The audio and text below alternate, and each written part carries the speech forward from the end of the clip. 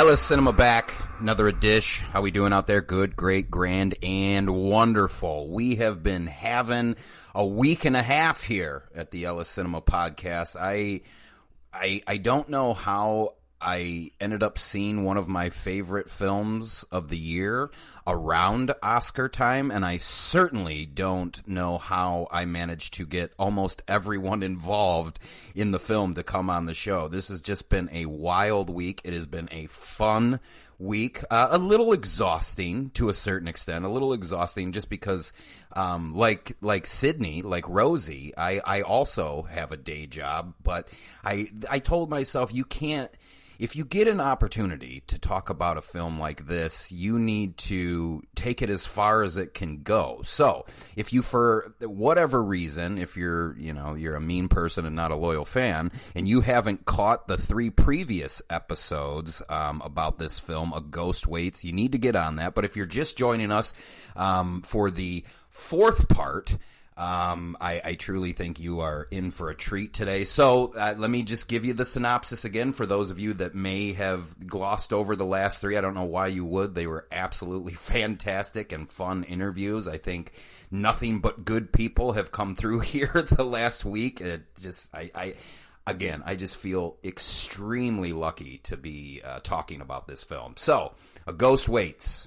Jack's job is to fix up rental properties to make way for new tenants, but one property keeps winding up empty. Tasked with discovering why and fixing the issue, Jack meets Muriel, a ghost. I promised myself I wasn't going to say it like Liar Liar where he says a goose. I'm pretty sure I did that 3 previous times. I was like, a ghost. And when I played it back, I was just like, what are you doing?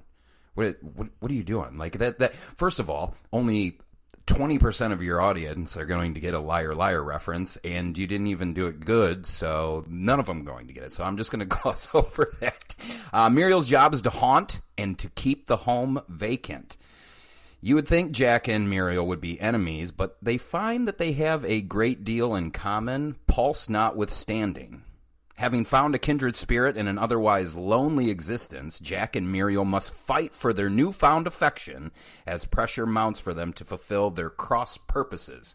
It's a genre-blending story with heart, humor, a little fear, and some big questions that you may have internally about life. I've mentioned it before, going to mention it again. A Ghost Waits is going to be released on physical media, a collector's edition Blu-ray on May 4th, which is a week from tomorrow. So if you haven't pre-ordered that already, please support this film or support me. Like I'm not gonna do a show about shit, and if I do, I'll definitely say it right in the beginning of the show. Yeah, most people aren't going to like this film, and it is garbage. I don't think that's the case with The Ghost Waits. I really don't. It's also, if you're not into the whole physical media thing, I'm not here to bang on you.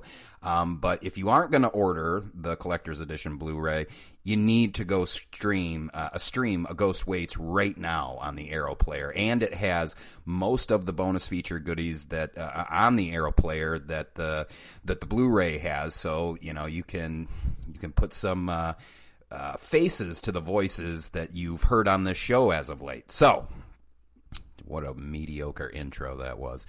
Today is part 4 and the final round of my evenings waiting for ghost series. For someone who thinks that they're good with words and thinks that they're a writer, evenings waiting for ghosts doesn't roll off the tongue like I thought it would. Every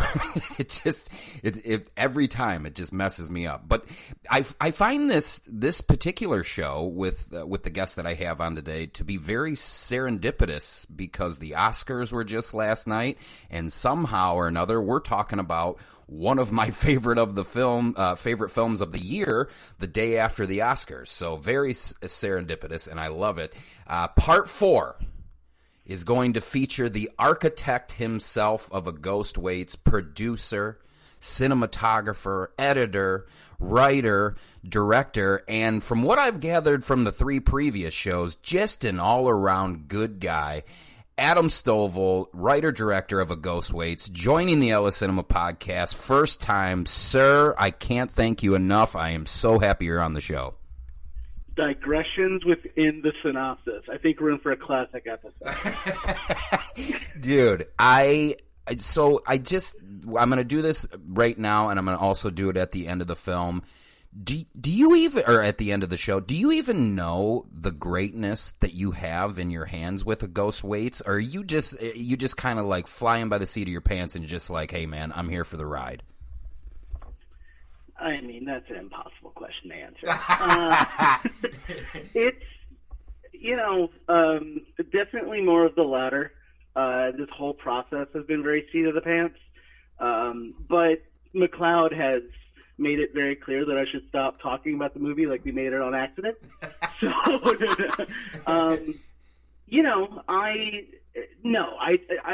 had no idea it would be received the way that it has, but I am extremely proud of it, and I worked very hard on it for 5 years, and that took many different shapes.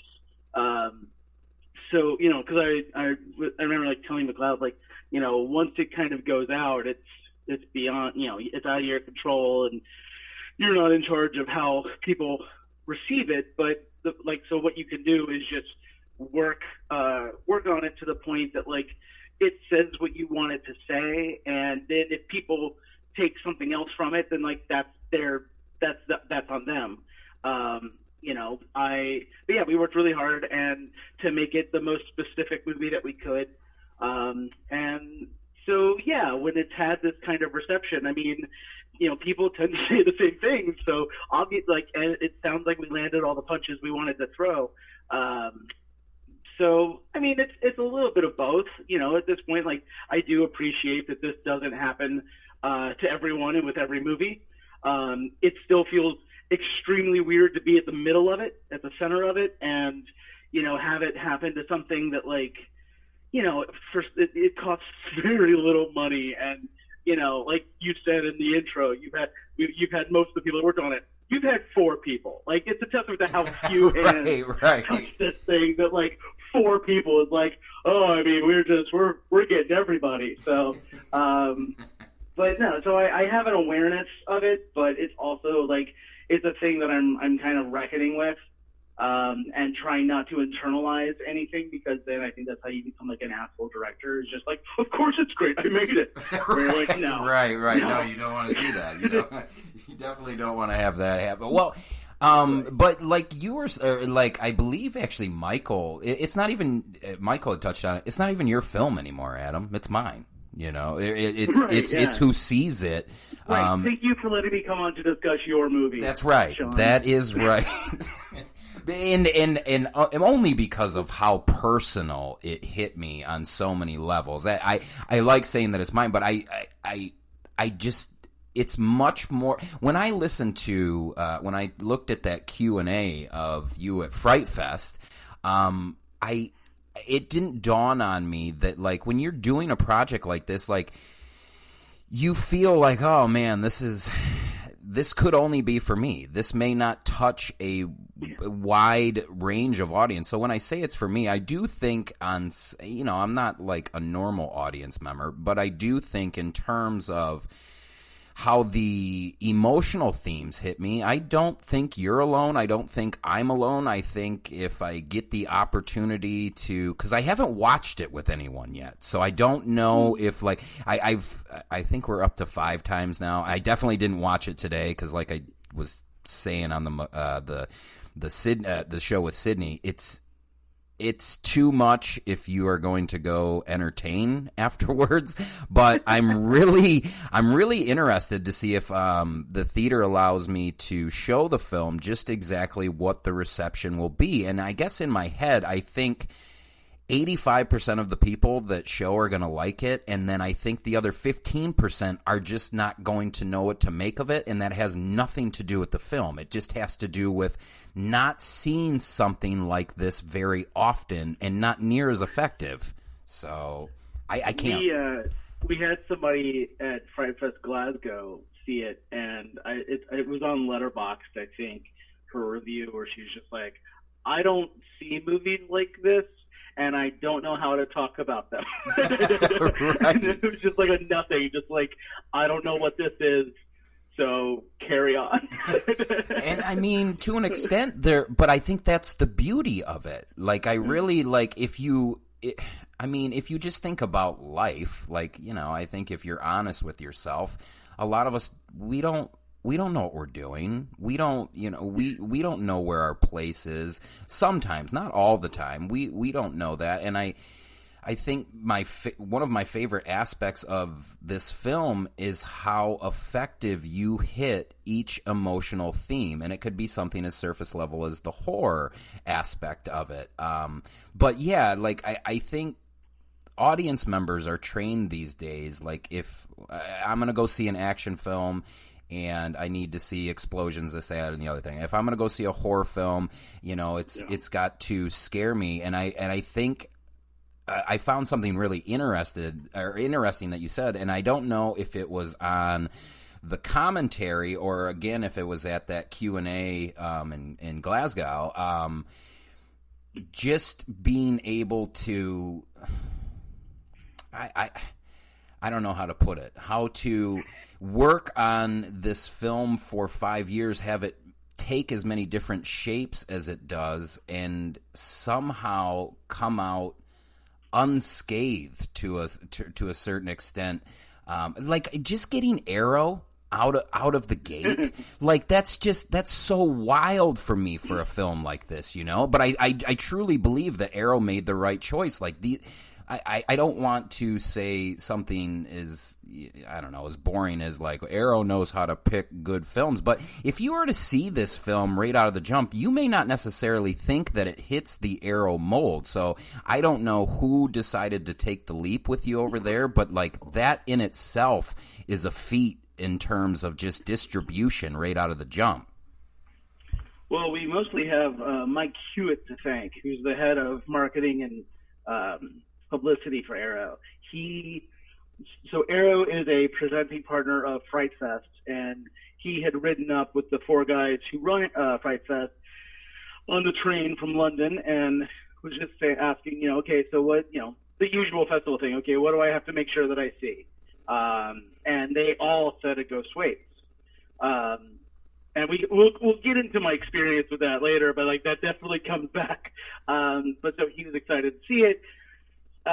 He was there that for the premiere when we had a sold out house of 410 people, and it just worked. Like, very few audience members did not dig the movie.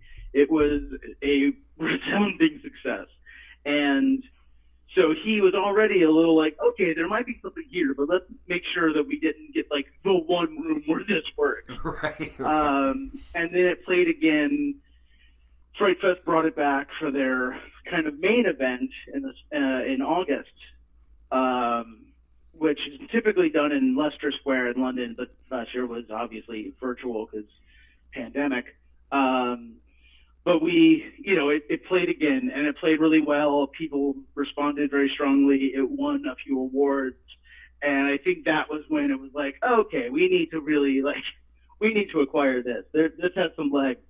And then, we went on to win a few more awards, which, like, this being the day after the Oscars, I'm not the biggest fan of, like, awards for art. I think it's kind of silly. There's no objective best. But I can tell you that it, like, without awards, I'm not sure we get a distribution deal. So, it helps. Not liking the award show, I do have to ask, what did you think of the Oscars last night? They're on. Oh man, I love them. That's like the most I've ever enjoyed an Oscar broadcast. I think it was so strange. Like, at first, right out of the jump, like, the unions, the choice to go to Union Station, I thought was really, like, just, I was like, you know what? Like, it doesn't need to be this particular thing. I do want the crowd back at a certain point, but, like,